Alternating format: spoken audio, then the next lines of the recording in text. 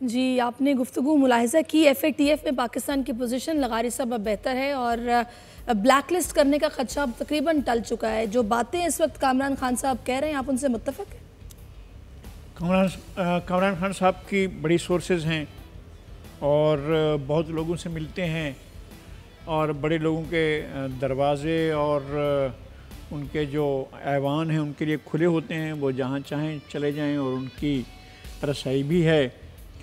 لیکن جو کچھ اخبارات میں آتا ہے یا دنیا بھر میں جو میڈیا کہتا ہے وہ ایک دوسری کہانی ہوتی ہے. ایف اے ٹی ایف کی حد تک تو جو ساؤتھ ایشین گروپ کا ہوا ہے، اس میں ایسٹ ایشین گروپس کا جو ہوا ہے، ایشین پیسیفک گروپ کا، اس میں تو مجھے صورتحال مختلف دکھائی دی. کینبرا میں اجلاس ہوا ہے اور اس کی جو رپورٹ چھپی ہے مختلف اخبارات میں، خاص طور پر گلف نیوز میں، وہ اس سے مختلف ہے. وہ تو ایسا لگ رہا ہے کہ جیسے پاکستان کا نام بلیک لسٹ میں ڈال دیا گیا ہے.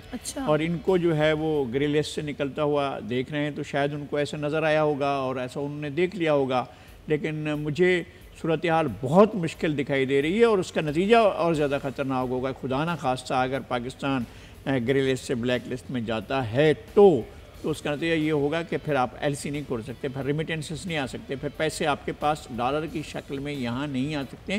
بہت بڑے مسائل ہیں جن کو اتنی آسانی سے حل کرنے کی باتیں اگر ہو رہی ہیں تو اللہ کرے کہ ایسا ہو. میرا خیال ہے کہ مجھے زیادہ خدشات ہیں.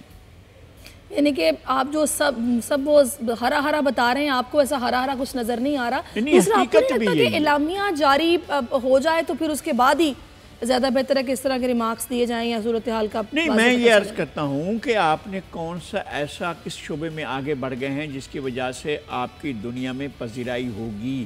کیا آپ کے پاس جو ہے انڈسٹریل پروڈکشن بڑھ گئی ہے؟ کیا آپ کے پاس جو ہے وہ ٹریڈ بزنس جو ہے وہ بہت بڑھ رہا ہے؟ کیا آپ نے پڑوسیوں کے ساتھ اپنی جو ٹریڈ والیوم ہے اس کو بڑھا لیا ہے؟ کیا ایران کا انڈیا کا جو 20 ارب ڈالر تک سے آگے بڑھ رہا ہے، کیا آپ کا ایران سے 1 ارب ڈالر سے بھی آگے بڑھا ہے؟ سبسکرائب کریں اور بیل دبائیں تاکہ کوئی خبر رہ نہ جائے.